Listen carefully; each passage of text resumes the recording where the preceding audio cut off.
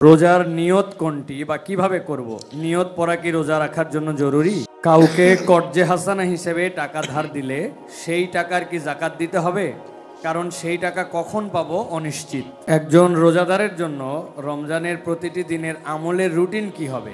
কিভাবে সে তার রোজা কাটাবে? স্ত্রীর স্বর্ণের যাকাত কিভাবে দিবে? স্বামী নাকি স্ত্রী দিবে? স্ত্রীর যদি আয় রোজগার না থাকে কিন্তু স্বর্ণ আছে, তাহলে তার যাকাত কিভাবে আদায় করবে? সাহারি ও ইফতারের কোনো দোয়া আছে কি? এটি কি বাংলায় পড়া যাবে? ইফতারের আমরা দোয়ার কথা জানি ভাই। ইফতারের একটা কমন দোয়ার কথা আমরা জানি, আরেকটা দোয়া আছে আনকমন, যেটা আমরা জানি না। দুইটা দোয়া আমি বলছি। এক নম্বর হলো ইফতারের দোয়া, যেটা কমন আমরা জানি, সেটা হলো আল্লাহুম্মা লাকা সুমতু আলা রিজকিকা আফতারতু। এই দোয়ার অর্থ হলো, হে আল্লাহ, আপনার জন্য আমি সিয়াম সাধনা করেছি, রোজা রেখেছি, আর আপনার উদ্দেশ্যেই আমি ইফতার করেছি, অর্থাৎ আপনার নির্দেশের পালনার্থে আমি ইফতার করেছি। এই যে আল্লাহুম্মা লাকা সুমতু আলা রিজকিকা আফতারতু, এটা ইফতারের একটা দোয়া। আরেকটা দোয়া হলো যাহাবা যামা ওয়াবতাল্লাতিল উরুক ওয়া সাবাতাল আজরু ইনশাআল্লাহ। অনেকে এটা জানেন মাশাআল্লাহ। যাহাবা যামা মানে আমার পিপাসা দূর হয়ে গেছে, ওয়াবতাল্লাতিল উরুক আমার শিরা উপশিরাগুলো সব সিক্ত হয়ে গেছে, ওয়া সাবাতাল আজরু ইনশাআল্লাহ এবং আল্লাহ চাহেন তো এই রোজার বিনিময় আমার জন্য অবধারিত হয়ে গেছে। এই যে দোয়া ইফতারের, এটা কি ইফতারের আগে করবেন, না মাঝখানে করবেন, না শেষে করবেন? কি বলেন, ইফতারের আগে না শেষে? যারা যারা আগের পক্ষে তারা হাত তোলেন। মাশাআল্লাহ, বহু লোক। ভাইরা আমার, এই দোয়া ইফতারের পরে করবেন, আগে না। অনেকেই এই ভুলটা জানেন। অনেকে মনে করেন যে আগেই করতে হয়, আগে না। ইফতারের দোয়া কখন করবেন? ইফতারের শব্দের অর্থের দিকে খেয়াল করলে তো দেখতে পারেন, পিপাসা দূর হয়ে গেছে, শিরা উপশিরা সিক্ত হয়ে গেছে, এটা কি ইফতারের আগে হয় না পরে হয়? তাহলে আল্লাহুম্মা লাকা সুমতু আলা রিজকিকা আফতারতু, আল্লাহ তোমার জন্য রোজা রাখলাম, তোমার রিজিক দিয়ে ইফতার করলাম, এটা কি আগে না পরে? পরে। অতএব এটা ইফতারের পর। তাহলে ইফতারের শুরুতে কি পড়বেন? বিসমিল্লাহ। বিসমিল্লাহ বলে যে কোনো খাবার খান, ইফতারও খাবেন।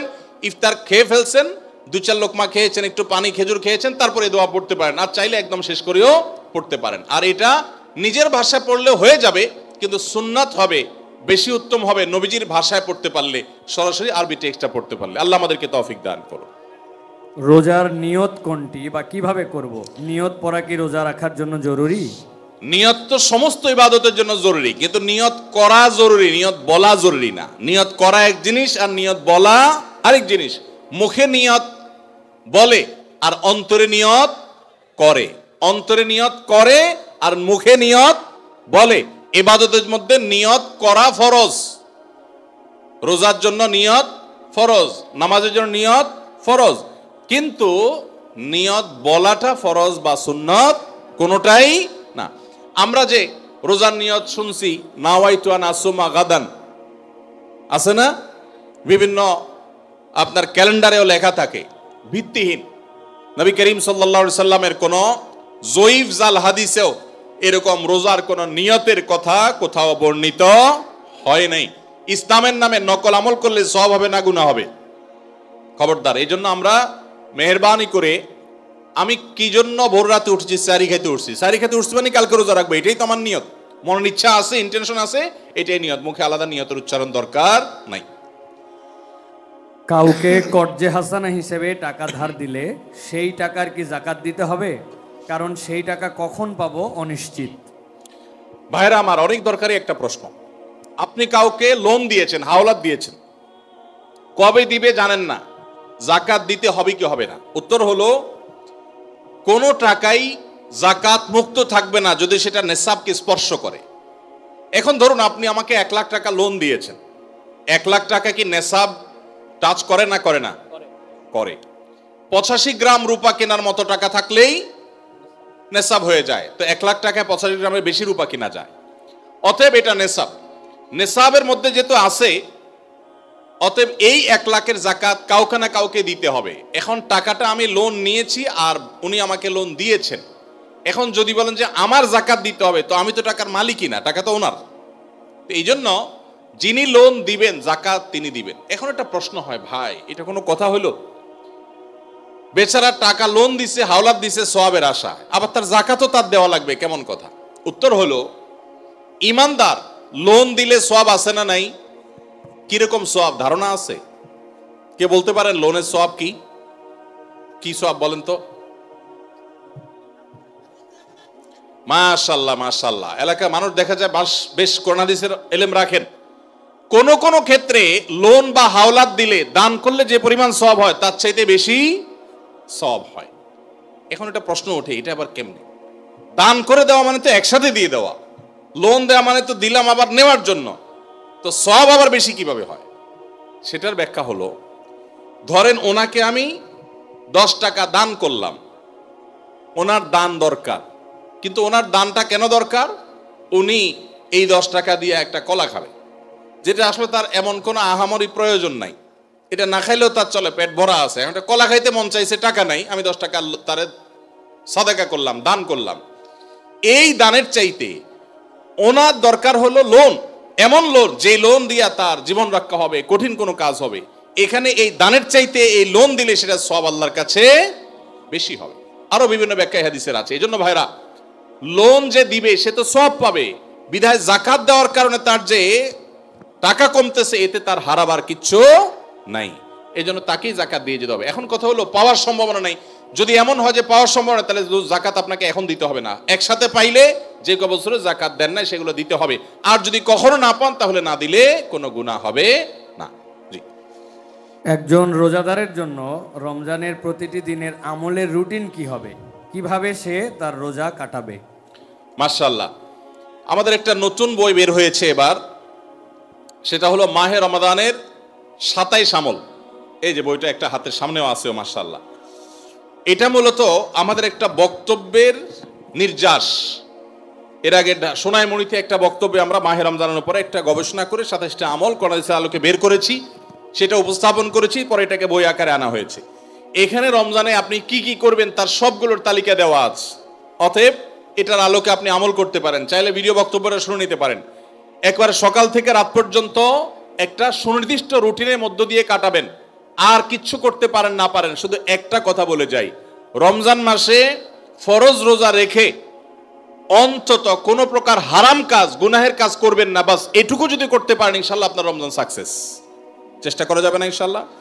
একটা কাজ যদি করতে পারেন আপনার রমজান ইনশাল্লাহ সফল। সেটা হলো ফরজ রোজা রাখলেন, 5 ওয়াক্ত নামাজ তো ফরজ পড়বেনই, ফরজ কাজগুলো করলেন, আর গুনাহ থেকে বেঁচে থাকলেন, কোনো হারাম কাজ করলেন না, ঝগড়াঝাটি করলেন না, মিথ্যা বললেন না, চগলখড়ি করলেন না, গীবত করলেন না, কাউকে ঠকাইলেন না, 2 নম্বর কাজ করলেন না। এই গুনাহমুক্ত যদি রমজান কাটাইতে পারেন আপনার রমাদান সাধনা সার্থক ইনশাআল্লাহ। আল্লাহ তৌফিক দান করুন। স্ত্রীর স্বর্ণের জাকাত কিভাবে দিবে? স্বামী নাকি স্ত্রী দিবে? স্ত্রীর যদি আয় রোজগার না থাকে কিন্তু স্বর্ণ আছে, তাহলে তার জাকাত কিভাবে আদায় করবে? ভাইরা আমার, স্ত্রীর স্বর্ণের জাকাত কে দিবে? স্ত্রীর স্বর্ণের জাকাত দিবেন যিনি স্বর্ণের মালিক। এখন প্রশ্ন হলো, স্ত্রীর স্বর্ণের মালিক কে?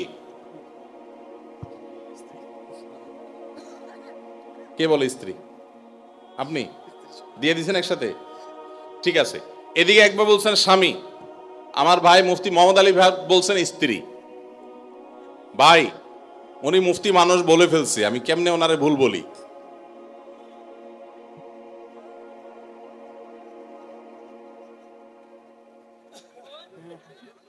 মাশাআল্লাহ মাশাআল্লাহ।